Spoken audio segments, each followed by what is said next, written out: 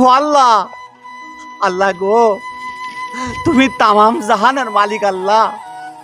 আল্লাহ আমি ফকির, আমি এই 4-5 দিন কিচ্ছু খাইনি, মুখে একটা দানা পানিও দিতে পারিনি আল্লাহ। খিদের জ্বালায় আমি বাঁচতিস নে আল্লাহ। তুমি যেভাবে হোক আমার 100 টাকার ব্যবস্থা করে দাও, আমি অন্তত হোটেলে যাই কিছু খাই আল্লাহ। আল্লাহ গো, আল্লাহ তুমি সবার মনের খবর জানো আল্লাহ, তুমি যেভাবে হোক আমার একটা ব্যবস্থা করে দাও আল্লাহ। ইস রে, ও ফকির বাবা বসে বসে আল্লাহর কাছে দোয়া করতেছে। কি বুঝতেছ, 4-5 দিন কিচ্ছু খায় না আল্লাহ। তা আমি কি করবো এখন ফকির বাবার জন্য? ও আমার কাছে তো 50 টাকা বাড়িতে নিলাম, নাস্তা করবো। ওই 50 টাকা ফকির বাবার দেয়।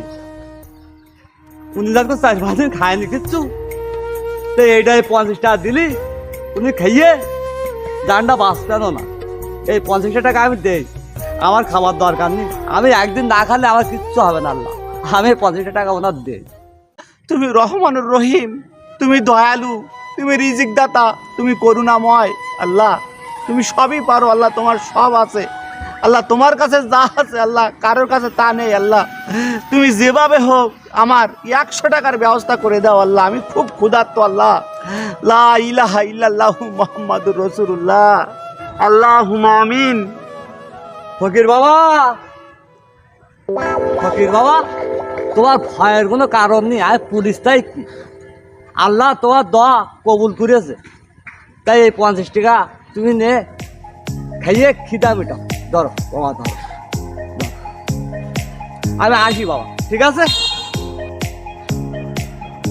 আল্লাহ, আল্লাহ গো, আমার দোয়া কবুল করে যাও।